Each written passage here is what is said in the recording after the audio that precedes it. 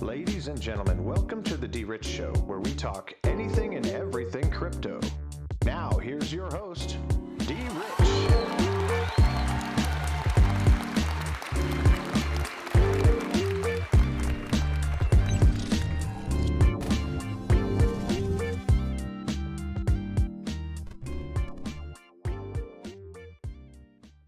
Hey everybody, welcome back to the DRich Show. This is DRich, and today is March 18th, 2021. How's everybody doing this Thursday? I hope everybody's doing well wherever you may be, here in the United States, across the globe, Canada, Europe, United Kingdom, wherever you may be, Africa, Asia, wherever you may be, in the continent, in the globe, Australia. I hope that you are doing well. I just want to go ahead and always make sure that we're starting off on a good note. We're always remaining positive and upbeat. So, I hope your spirits are well. And today brings, something, bring you closer to something that you're looking for, as far as getting things done, getting things accomplished, whatever. But anyway, I hope that you guys are well. To the subscribers to the channel, good morning, good afternoon, good evening, wherever you may be. I hope that you guys are also doing well. But anyway, guys, if you guys are new to the channel, go ahead and hit the like button, the subscribe button, as well as that notification bell. And on this channel, just to give you guys a heads up, if you don't know already, we talk anything and everything crypto. We also bring in a little politics and how it revolves around each other, and how all of this is one big melting pot as far as transitioning from one economy to another, and how they play roles. I will try to share an unbiased opinion. However, also will look at the facts and keep it straight. But anyway, today's video, we're going to be talking about the World Bank, who says that the Interledger looks okay, or is very promising. It looks good. Crypto.com becomes a principal member of the Visa network, and that BNY Mellon news. We'll be talking about a little bit of that, and going back a little bit to show some Ripple connections with BNY Mellon, and how that looked like it will play out. And finally, there's a Ripple tweet that I want to go over, which speaks volumes to me, that you don't want to miss. So stay tuned. We'll be talking about that lastly before we head up out of here for today. But anyway, as always, we'll be getting into the coin market cap. Bitcoin's dominance is at 61.1%. Ethereum is at 11.6%.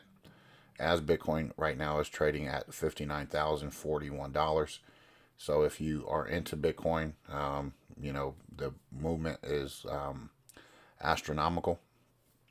And congratulations to the early adopters and those who have faith to believe in Bitcoin to get to where it's at today. And I'm sure it's going to take a little bit more, some more legs up. So congratulations to you guys. I want Bitcoin to be successful, but at the same time, I also want some of this dominance to retreat into other assets. Anyway, Ethereum is at number 2 there at $1,817. Cardano is at $131. Okay, pushing up a little bit since the listing with Coinbase. Binance Coin dropped down to number 4, $264.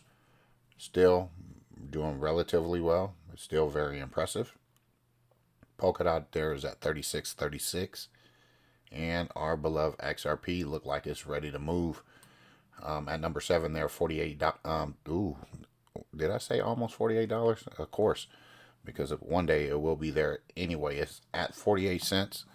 Okay, don't mix me up there, because I do wish that was $48, because I know that it would bypass all of these babies and be back in the number 2 position real quick. Anyway, Uniswap is $30.10. Litecoin, $204.14. And rounding out that top 10, you got Chainlink at $29.74. Pretty much, guys, the market is looking flush, looking green. People got the stimulus. People are adding to their stacks and doing some other things to increase their portfolio value, hoping that there's a significant return.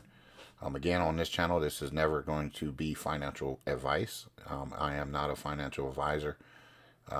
So do your due diligence, do your own research when it comes to investing, and how that, will help you significantly if you do so. Anyway, you continue to move down the market. You're looking at theta there, which I always say that I was able to recover my theta, and I'm happy about that, because I thought I was able to send it to my ledger. Unfortunately, they took the compatibility off, and I reached out to Ledger. They got back to me, which was a very good thing. They do communicate and get back to you and try to give you solutions to some issues or problems. But anyway, you keep looking down the chart. You got Cosmos pumping up over there 13% in the last 24 hours. You just look at the market, do your own research. CHZ Chili's is doing very good, which is a sports type of NFT. And do your due diligence, your research. H bar 35 cents, banging out the money for the early adopters. So anyway, we won't go too much into that, but as always, we do want to keep a close eye on the market, to look at when to either take profit, to monitor the market, to kind of get familiar with the ebbs and flows of the market, to kind of, guide you into to where you need to go in regards to a buy-in or an entry point for some assets. If you guys are eyeballing some, always jot down your notes and keep an eye on the assets that you are looking at, and make sure you look at an entry point that's favorable for you. Anyway, moving on, this is coming from USA News Lab. World Bank says Interledger is very promising for payments. And this was written on March 18th, 2021. And we'll go ahead and get right into this. The World Bank Group calls the Interledger protocol very promising for interoperability in the cost area. The researchers operated 3 Interledger nodes linked to 2 blockchain testnets, Ethereum and the XRP ledger. The World Bank Group is in collaboration with the IMF's Digital Advisory Unit, has printed a report on blockchain interoperability, and that Opinions presents analysis agenda from experiments throughout blockchain platforms together with Ethereum, Hyperledger Fabric, Quorum, Polkadot, and the Interledger protocol developed by Ripple's former CTO Stephen Thomas from the views of technology, safety, and threat, and authorized concerns. As the report notes, an interoperable digital structure for the alternate of knowledge and digital property is important in the digitization of commerce, e-commerce, and e-government companies for the forestall fragmentation. Among the means for interoperability, the World Bank examined oracles, time-bound asset locking and unlocking, relays, application layer adapters, varied blockchain networks, and blockchain agnostic sensible contract languages equivalent to Quant, Networked, DML, Voton, and Overledger. All right, moving forward, you can look at the summary of WBG's technical exploration of blockchain interoperability. All the jargon, I can't break most of it down. I'm not going to lie to you, but I do understand what they're talking about when it comes to their interoperability and things like that, what's taking place with the financial systems and how they're looking to take advantage of this technology. The World Bank on the take and look at the Interledger protocol under the heading Working Group Investments and Lessons Learned. The World Bank elicits that the Interledger is an open protocol initially impressed by the Internet protocol for sending payments throughout completely different blockchain networks. And in quotes here, it permits the alternate of worth throughout completely different cost networks Using Interledger, the XRP may be dispatched to somebody who desires to obtain ETH, or USD may be dispatched to somebody who desires to obtain Euro. Interledger routes packets of worth in the identical approach as the internet routes packets of data. So here's some examples here. Here's example 1. Here's example 2. All right. And furthermore, the World Bank reveals that it ran 3 Interledger nodes linked to 2 blockchain testnets, Ethereum and Ripple's XRP ledger. In this course of Party A dispatch Ether and Party B node acquire XRP, whereas a third node acted as the middleman in the token alternate. And to accomplish this, Party A with Ether needs to install a settlement engine to transfer Ether from the Ethereum testnet to the intermediary node through a settlement engine for Ethereum. The report says the analysis group calls the outcomes of the take a look at very promising. So guys, I mean, this is pretty much good to go. I'm pretty sure that they've already been working on these things behind the scenes. Unbeknownst to us, this is just being now reported. They are only going to let us know what they want us to know. So, don't, fret or frown. Oh, nothing is happening. Oh, there's plenty of happening behind the scenes, because we're not there on a day-to-day basis. We don't get to see how hard these people are working. Anyway, I'll finish this up and you can read the rest. It's a little lengthy article, but it has a lot of good information in there for you guys to get familiar with. The Interledger project working group claims to create an internet of value. This is a really promising for the cost area, and the Interledger group already developed a number of settlement engines for several types of non-crypto costs equivalent to PayPal and sell money. So guys, there's other things being put into place that we don't know about, and just keep your eyes on the prize. That's it when it comes to XRP, the internet of value, the XRPL, how that is going to play a huge role in transitioning to the new system when they're ready to announce it. Again, yesterday we talked about hyperinflation, and again, when you start seeing hyperinflation and the interest rates go up, you better believe that means XRP is about to come onto the world stage. When those two things happen, you heard it here. That is a time for you to, number one, get out the stock market. Okay, when they start messing with the rates. I think Powell talked about it a little bit yesterday.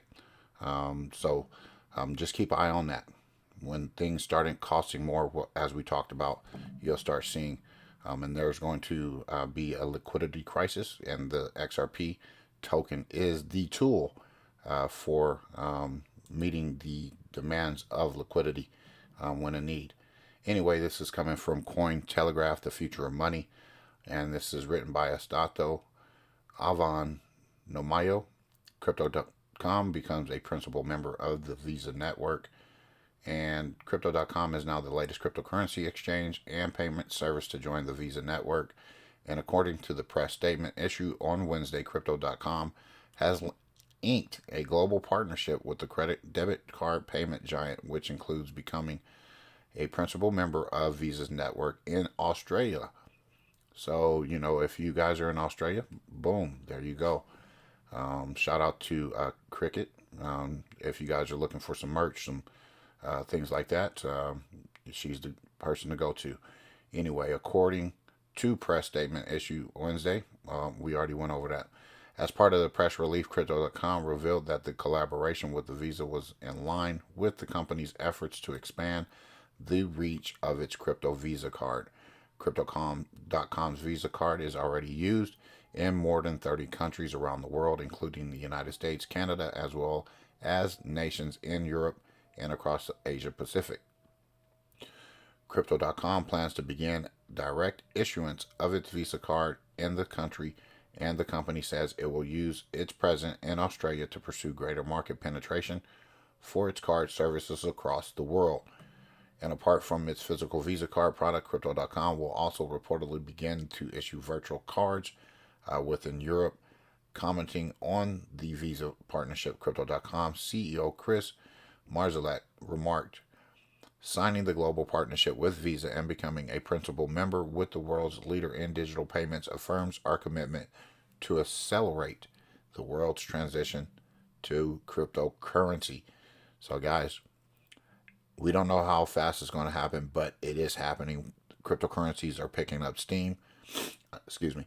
I can tell you without a doubt, last year when I was asking customers, or cashiers, places that I frequent when it comes to making a payment, last year, hey, can I pay with cryptocurrency or Bitcoin?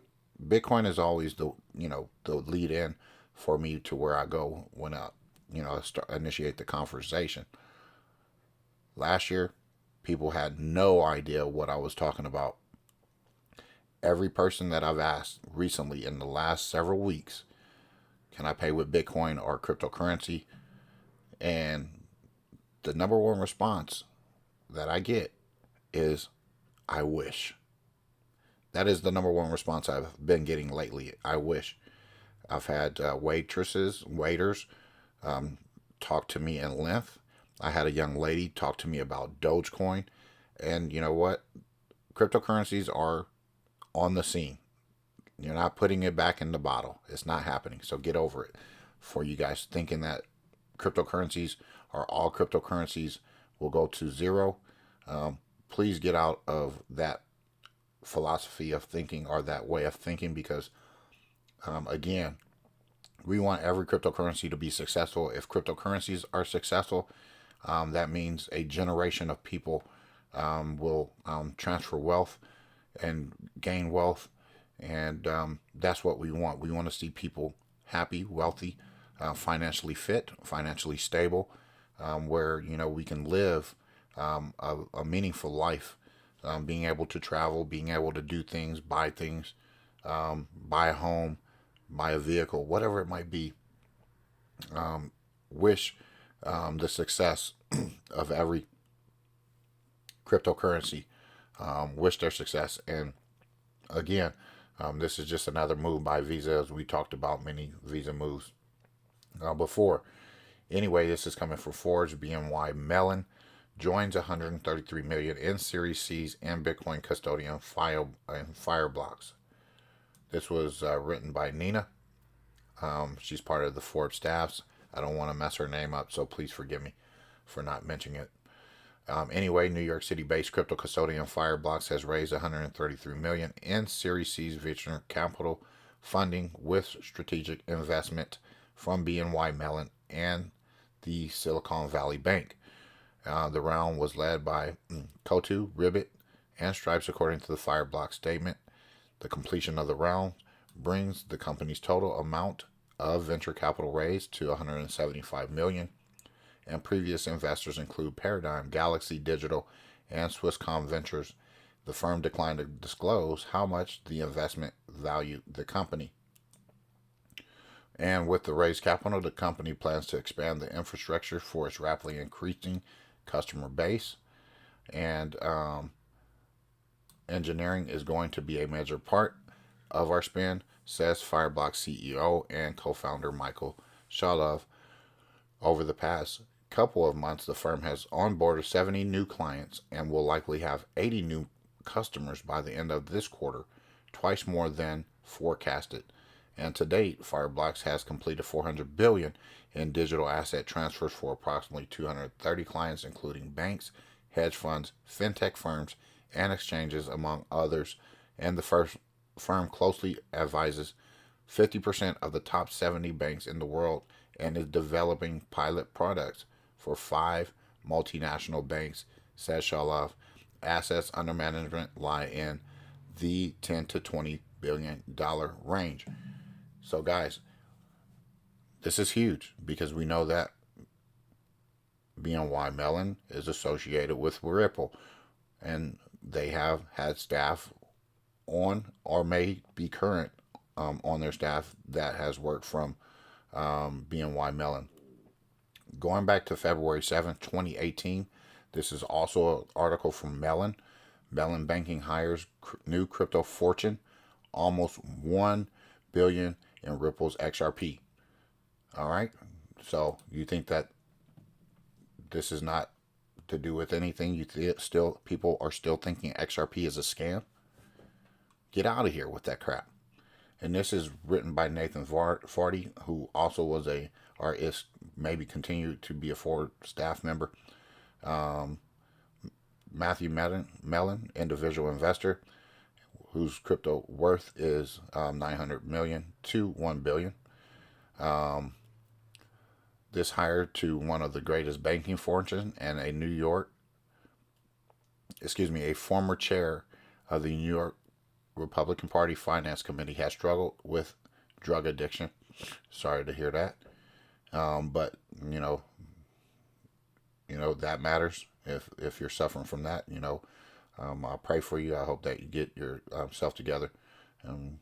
Anyway, not to get too much off subject, but I just want to make sure that we are trying to deal sanely with some of the issues that we have, and sometimes those things resort to being part of taking care of some of that. But anyway, so when he began dabbling heavily in cryptocurrencies years ago, his friends and family tried to dissuade him, kind of like us, figuring it was another erratic obsession. And indeed, he abandoned some early investments and sold his Bitcoin a few years ago. Guys, I mean, with transparency, I don't hold any Bitcoin. Okay, if I do get Bitcoin, it is because of a referral link through Coinbase. They give you money, they give you Bitcoin, or if people sign up through Celsius to get their passive income, yes, they do also give me Bitcoin, and that is the only Bitcoin that I do hold. Otherwise, I'm prepared with XRP. That is my baby. Okay, if you know what I mean. But then the Mellon got turned on to XRP. He spent some $2 million to acquire coins, which he liked because it's one of the few cryptocurrencies that are working within the banking system. Crypto is scary and dark. It's anti-America. Mellon says at 54, I am pro-America, pro-business, and pro-bank. That's why I went to Ripple. Mellon's XRP is worth around $1 billion. Recently divorced, he parties in a posh Los Angeles house he rents for $150,000 a month.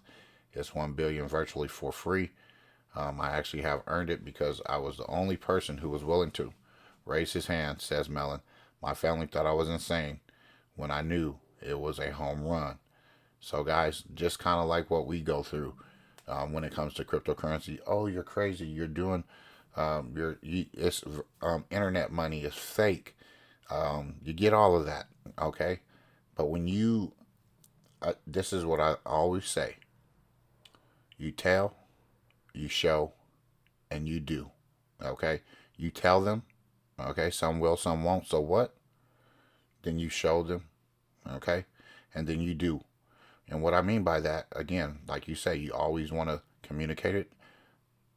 Some people are, easy to approach about it, and they're receptible, and they'll allow you to open the door, and they'll walk in, and they'll give it a dabble. There's then those who can't get out of their own way, and they'll be the negative people. Oh, it won't work. It's fake. All that. I get it. No worries. Later, they'll be coming back to you. Okay, you show them how to do it. You take your time. You show them different videos. You show them different things personally. You actually take their cell phone and you show them, or show them on the desktop or whatever.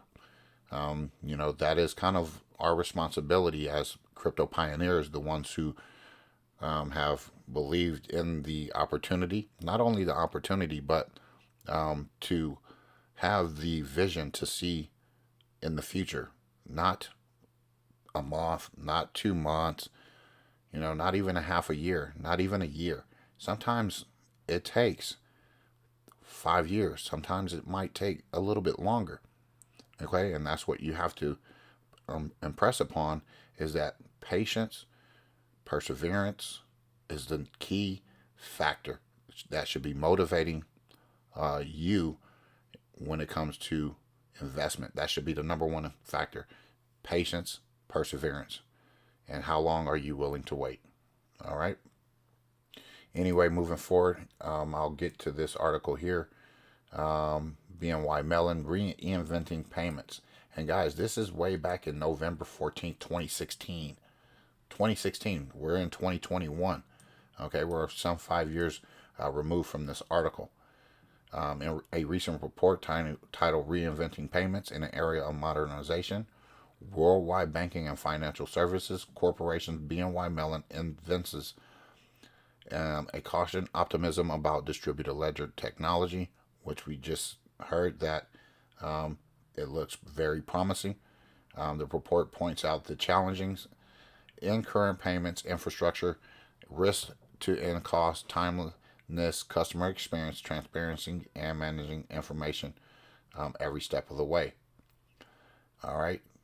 BNY Mellon advises collaboration as they reinvent payments with customer expectations, driving a need for fully digital, cost-effective, and real-time customer experience. BNY Mellon gives very familiar advice to banks, customers, and fintechs alike that will be best served by their collaboration. Banks can offer legacy advantages, which are traditional, of established trust and relationships. Solution providers can offer banks the ability to compete for customers and cut internal costs. And the report suggests that if we work together as an industry, it is very possible that we can deliver the global payment experience within the next 10 years. So guys, we're 5 years, okay? 5 years. We just talked about years. How long are you willing to wait? But we have a lot of work to do before then. And guys, just to be mindful, okay? If the banks do not get in line with this new technology, they're done. Their time is up. Okay? They have to adapt or they go extinct. So when you start seeing banks go extinct, it's because you have different platforms that we talked about, like Crypto.com, who has digital. I just signed up for my Uphold Visa card, which is a digital card. So there's multiple opportunities coming up when it comes to finance and banking. And again, when you don't adjust or adapt, then you perish. Ultimately, BNY Mellon sees the success of the distributed ledger technology being predicted on three basic criteria: the network effect, regulatory engagement, and standards. So guys, we've been working with we've been trying to get regulatory engagements for many, many years, and I'm pretty sure that it's there. But again, you gotta have you gotta have the theater involved, because you can't just throw it all on the people and say, hey, here's a new system. You got to build them up. You got to get them comfortable and acquainted with it. And we've been doing that slowly but surely. And a lot of people probably are getting ready when it comes to that, because you got Zelle, you got PayPal, you got Venmo, you got all of these cash apps and stuff like that. People are kind of ready for faster payments, instant payments. You might be able to go to work one day and just say, hey, I want to just collect my day's pay at work. Okay, that's going to happen. Anyway, the network effect naturally requires a greater percentage of participation than any of the up and coming network has as of now, and the consortia of governance groups grow, but none yet boasts a truly global reach to rival that of competitors like Visa. Look how all this stuff is connected. Anyway, similarly, regulatory engagement will require the creation of rules and guidance to govern market participants as the technology evolves to serve the market. On the subject of standards, BNY Mellon points out that Ripple has made a major stride in providing a standard to enable payments across payment networks, which is the Interledger. And I'll read this quote and wrap it up. While various organizations and consortiums are working on the blockchain standards, e.g. R3, Hyperledger, as previously described, there is yet no true blockchain standard, which also impedes progress. Ripple's Interledger protocol aims to solve this challenge by enabling diverse ledgers to seamlessly interact with each other. And we've gone over that because we're getting promising reports back from the World Bank. And the final word in this report is unequivocal. Customer experience will be the deciding factor. Customer experience.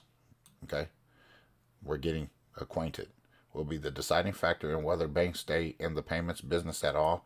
And as regulation shifts to open up the market, banks will have to do something they have not done in a long time, which is compete. Get relevant. Like I told you guys. You guys know that the banks are a dying business. That is the only system or only entity that hasn't been digitized. You see everything, gaming, music, everything else is pretty much digital. So we're kind of already at the precipice of getting to the point of digitization. And anyway, guys, I wanted to end this with a tweet from Ripple. And it was a response from Monica Long. And first, I'll go ahead and read Monica Long's tweet. She is the GM of Ripple X for Ripple. She's on a mission to enable the Internet of Value.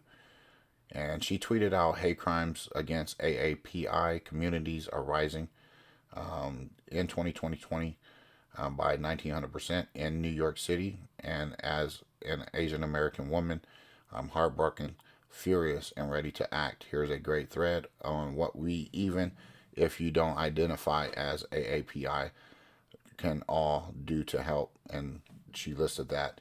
And if you guys don't know what AAPI is, that is Asian American Pacific Islanders.